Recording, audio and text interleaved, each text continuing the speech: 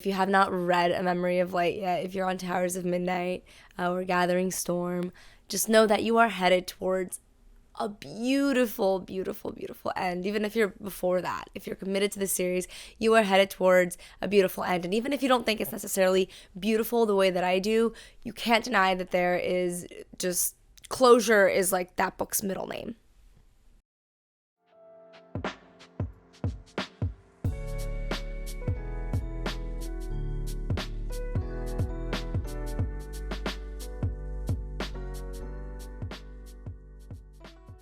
Hello, and welcome to Embodying Mystical Mac. If you're new here, thank you so much for joining. If you're returning, I really appreciate you coming back. Today, I have a really exciting video, something that I've been anticipating for a while, and something that I'm sure lots of you are going to be super excited about. And that is my Memory of Light thoughts and rant. I have my notes handy here, and I think it's actually going to be a pretty short one. I'm going to start with a spoiler-free review of the book, just some general thoughts, and then I will go into my detailed notes. Before all that, to keep up with what I do, go ahead and click that subscribe button. I am on the road to 1,000 subscribers, and I would really, really, really appreciate your help. Also, click that like button once you come to the end of the video and find that you've enjoyed yourself.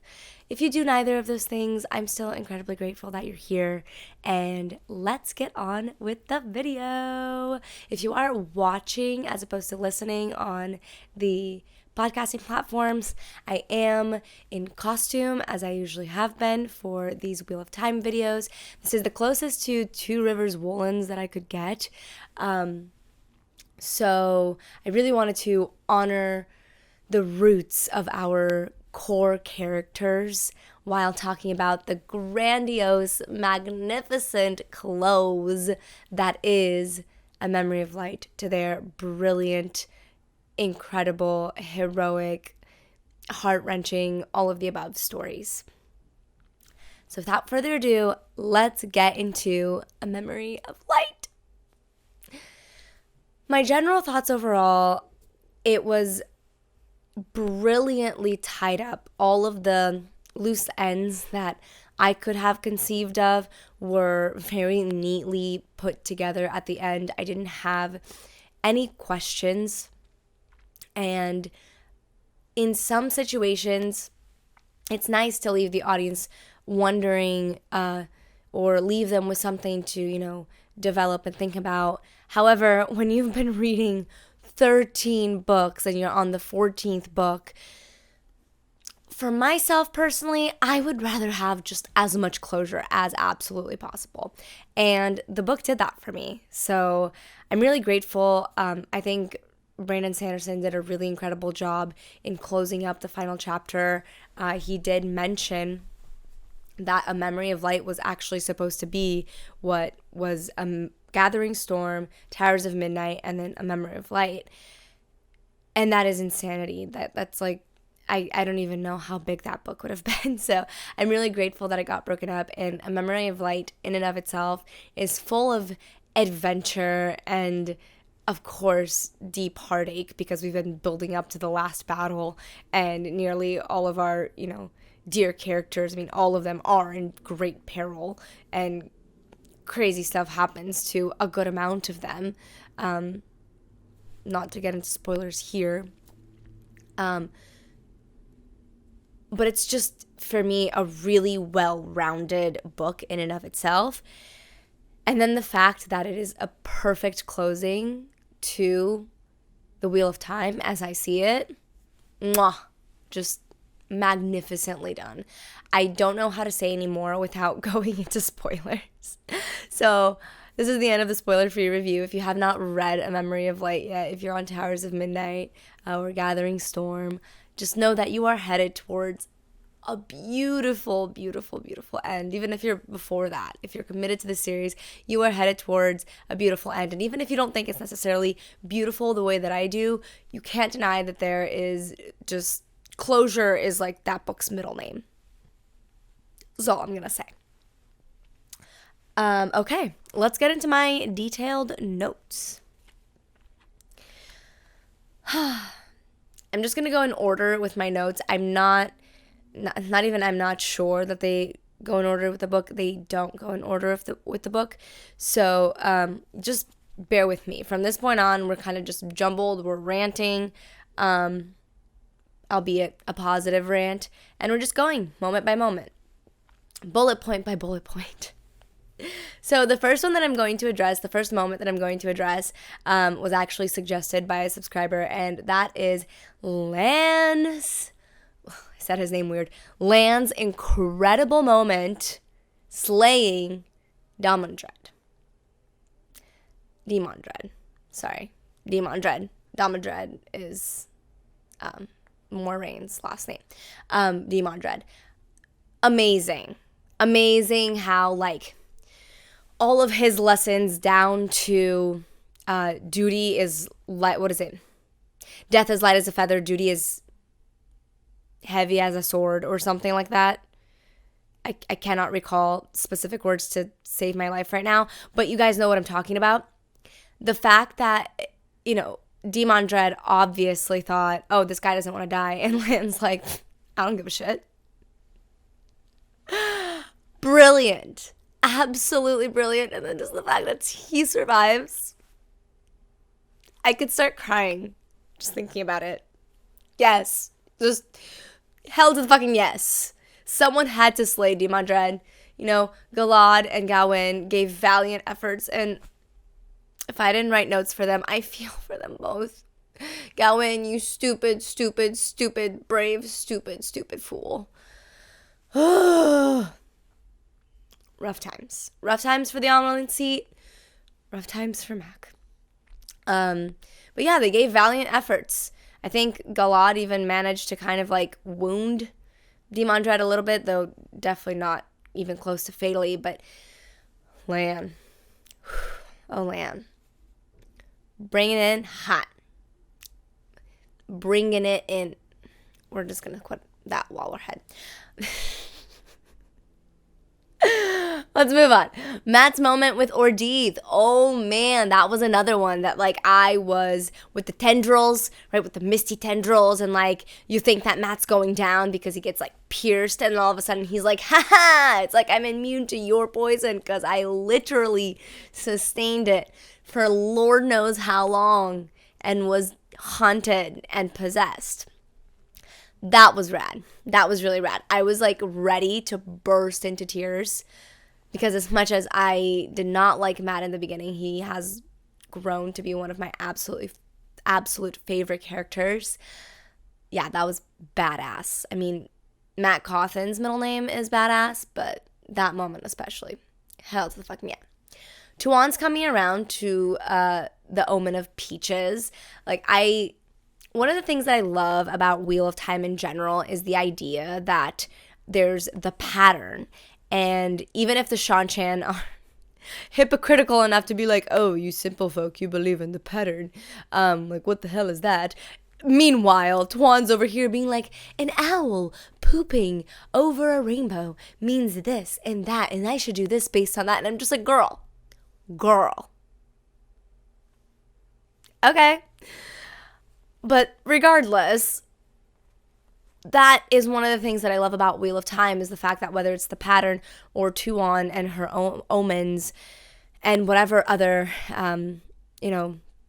races and their omens, there are such things as omens, as synchronicities, as moments of happenstance that seem to be coincidence, right? A good example is like Rand's presence, creating a sense of balance being by making it so people who would have been fatally wounded in freak accidents come out fine, but then people doing mundane things end up getting, hurt really deeply, if not fatally. I just love this idea of a cosmic order. And when Rand is confronted of like, why peaches, he's like, I have no idea. And it's almost like, or not even almost, it's the pattern was working with him and weaving him towards those peaches, right? And to Tuon, those meant something. Those were the omens she needed to see. So I thought that was really cool. And it's awesome that down to the end we are still going hard on this. I mean, they could not, right? The Wheel of Time, the pattern, it's all based on it. But just the references even then to this idea of synchronicity and a divine force kind of weaving things. Egwene's Flame of Tar Valon weave was badass. I actually had a little moment of foresight when she mended the crack in the rocks, and Sylviana was like, yo, what was that? And she was like, I don't know. I was like, this is going to be important. This is going to be important. And then, of course, when it comes to the fight with Taim, and all of a sudden she's like, I can't use Balefire, right? She almost does. But she's like, no.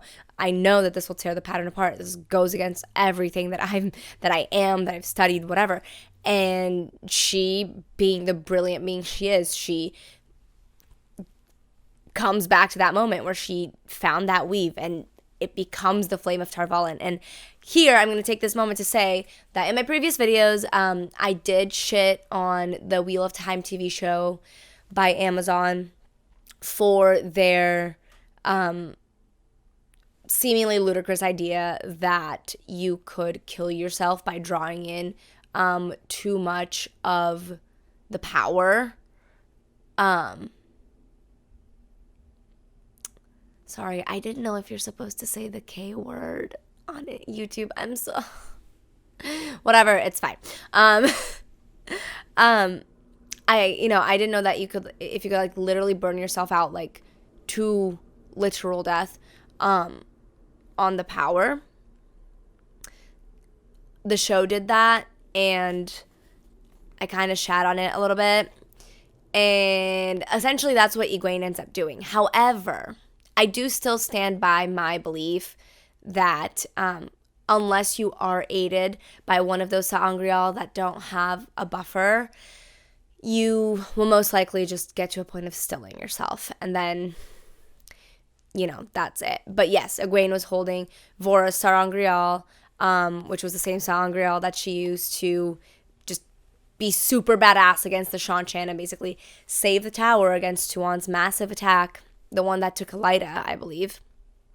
And she went for it, right? She exploded on that battlefield, crystallizing Taim, crystallizing the Sharan Channelers, taking literally all of them out of the game.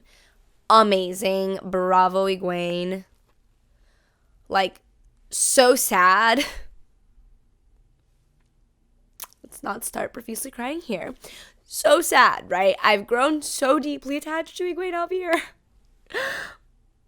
But what a way to go, girl. What a way to freaking go. And like in that chapter where she's like, Rand, how dare you not let us, die for what we believe and yada, yada, yada. And I'm just like, even in death, girl. Even in death. Okay, next. Perrin's role in, what was it? Oh, yeah. Perrin's role in protecting Rand, in getting Slayer, and then in being the one who ultimately protects Rand against Lanfear.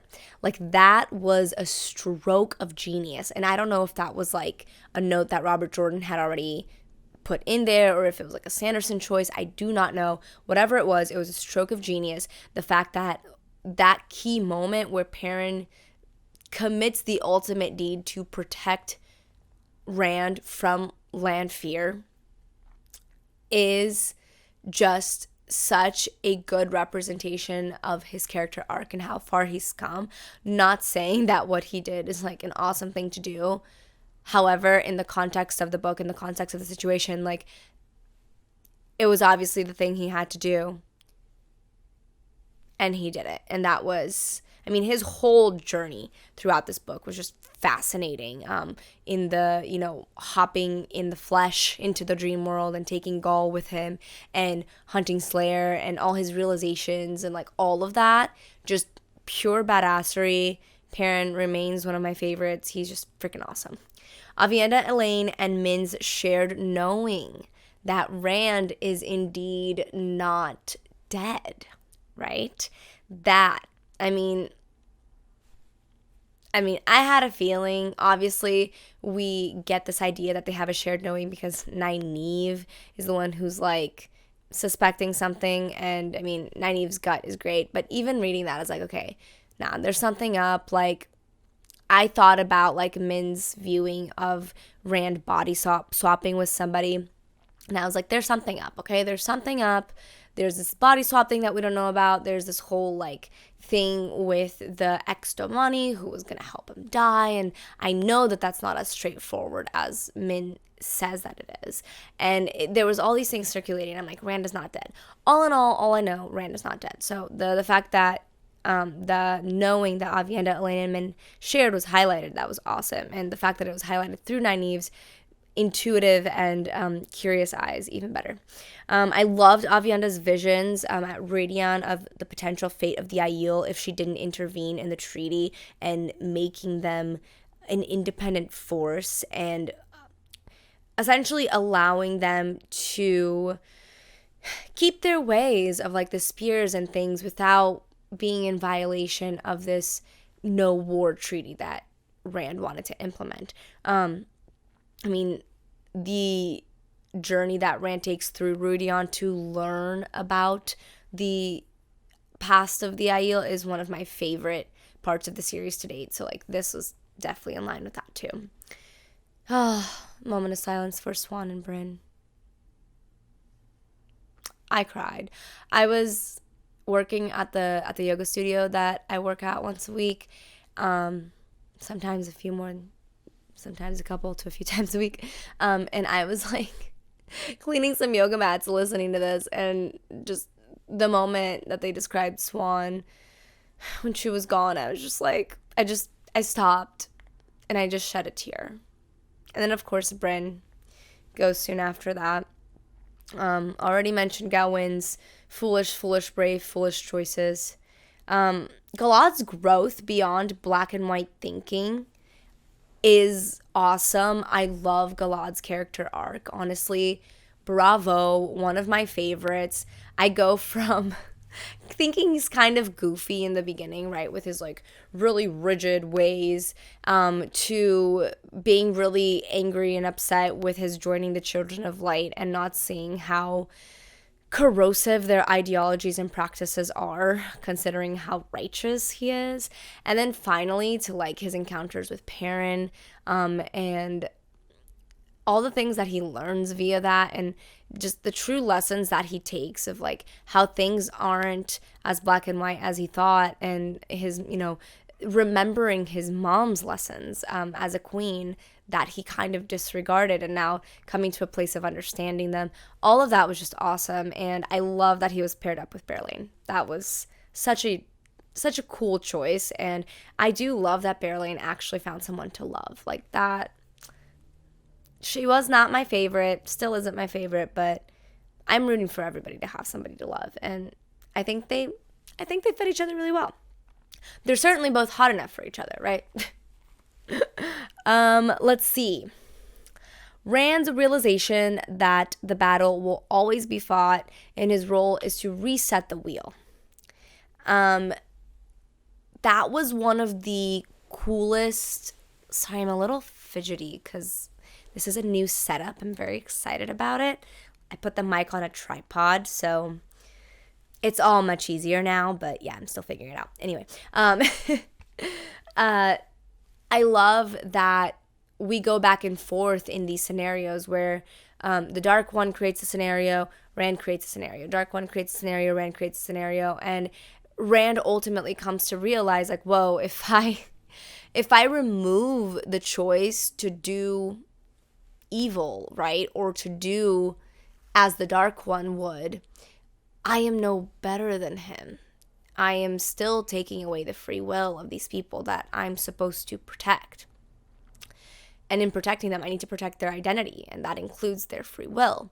And so I love that he finally comes to that realization and ultimately realizes, like, oh, okay, my role is to actually truly seal him away well as to reset the wheel and give us as many, years of Age of Legends as I possibly can.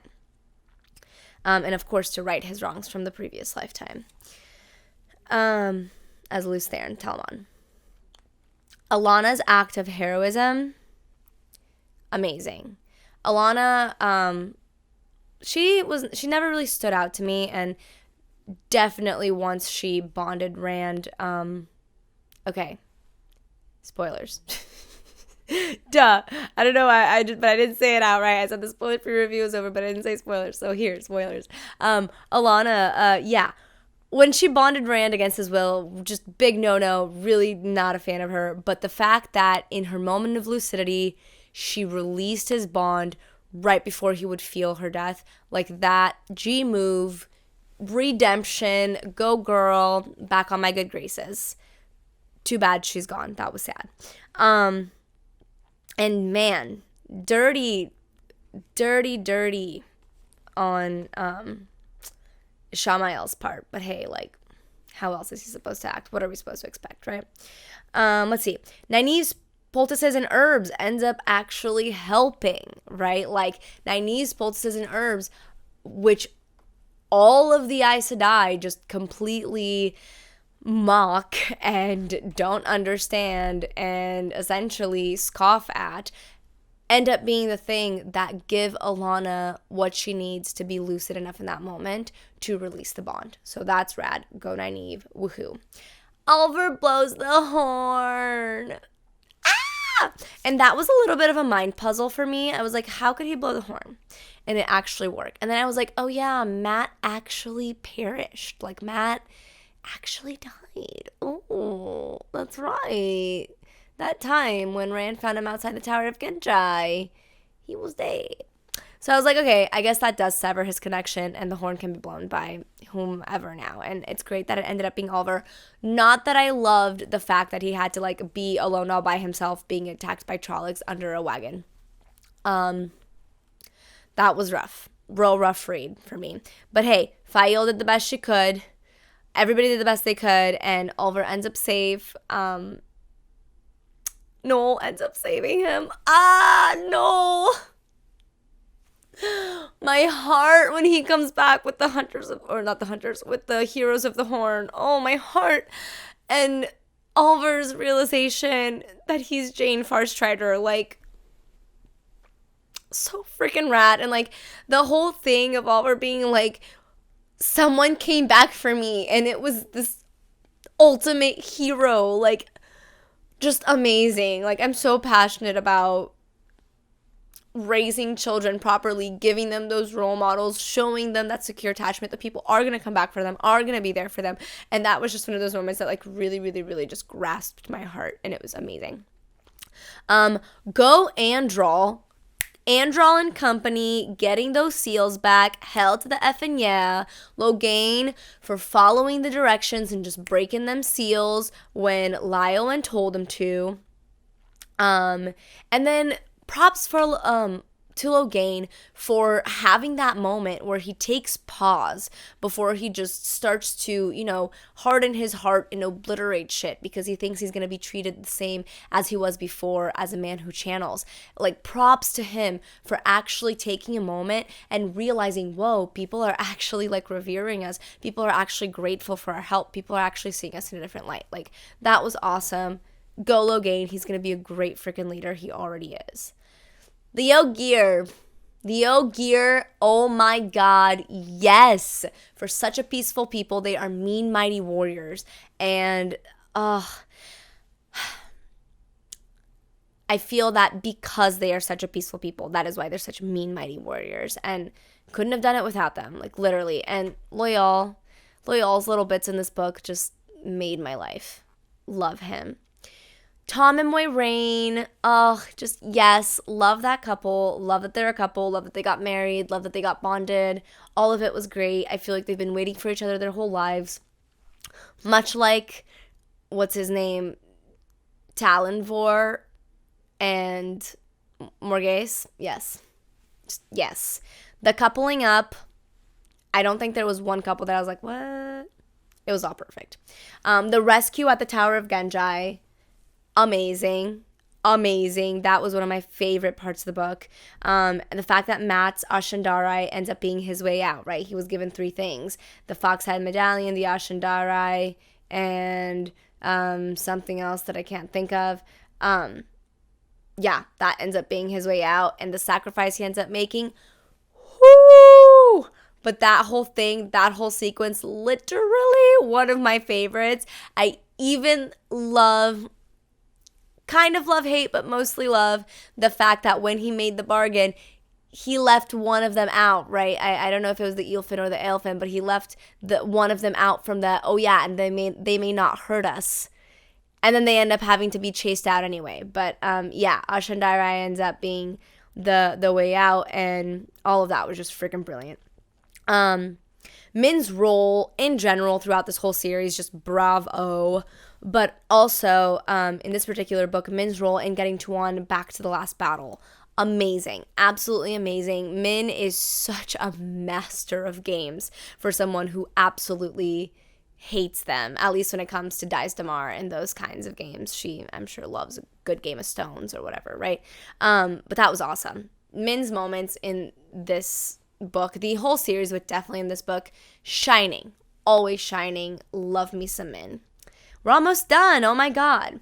Moiraine. I love how Moiraine is a key piece of not only like helping Rand come around, like, you know, how Tam ends up being a key piece in helping Rand come around when it comes to his emotions and like feeling his humanity again. I feel like Moiraine is also a little bit of that as well, but she is definitely a key piece in convincing the nations to unite behind Rand in the last battle and into signing his peace treaty, right? And she does so using the prophecies of the dragon, using these things that she has literally made her life's work to study, be it to track down Rand or help him in some way, shape, or form, or whatever it is.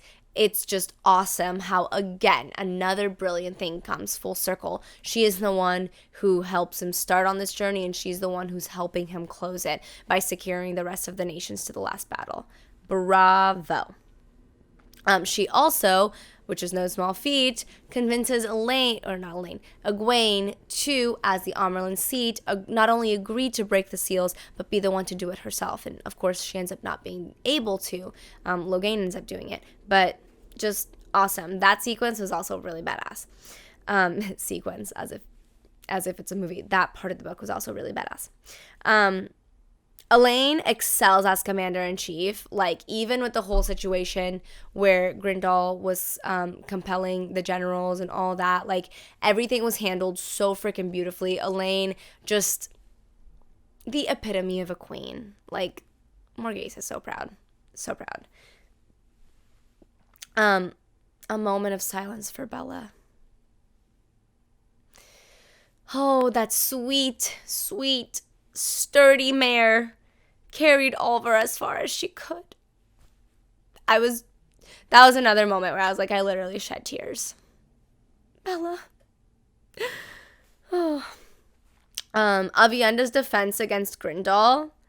Man, rough times, but so well deserved for someone like Grindal, who literally spent her entire existence compelling people and making people's brains mush. I guess it's about time that her own brain gets turned to mush. And I love that it was done by Avienda's just phenomenally strong sense of will and her strong brain. That was awesome.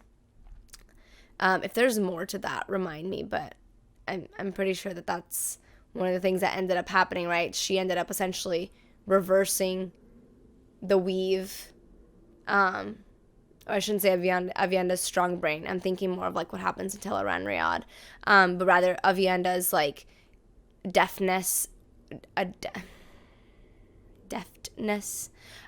with weaves and how she like reverses the weave onto Grindal, and then Grindal ends up being compelled to love her and serve her. Like, that was just brilliant.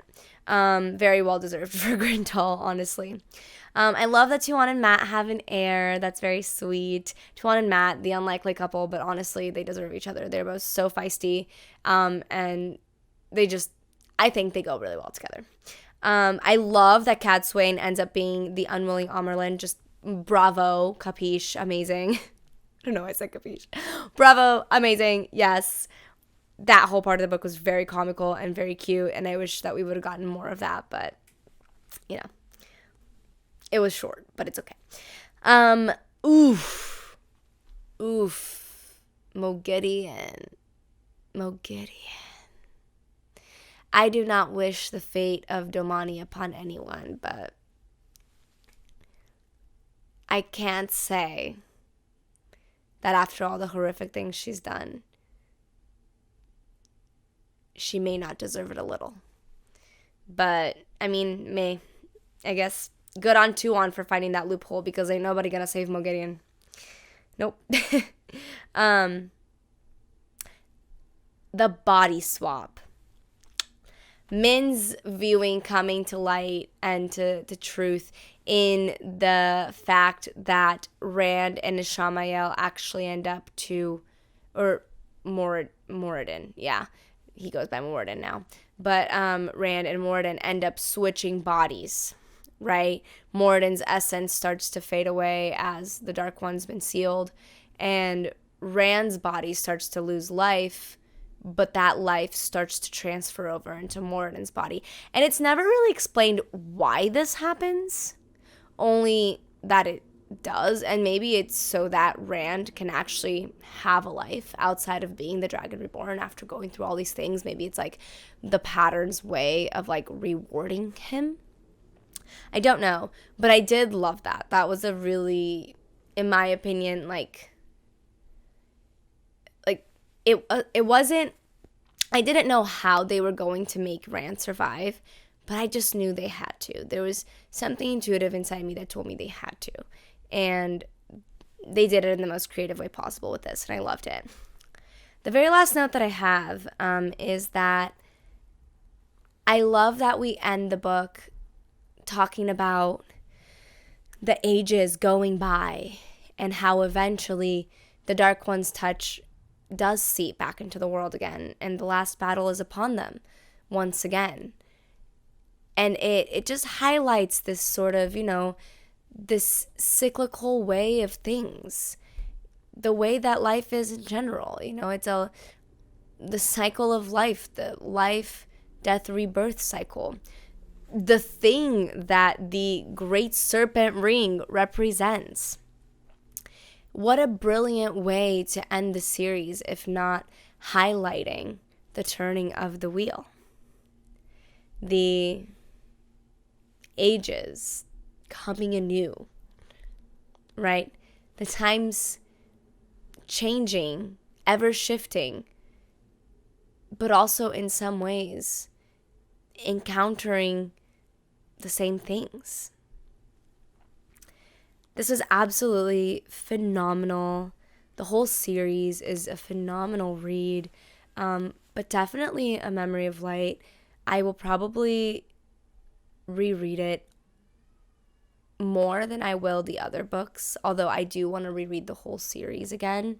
And I probably will do so, as I'm thinking of different content to come up with and create around Wheel of Time. Because we all know the show is not the biz.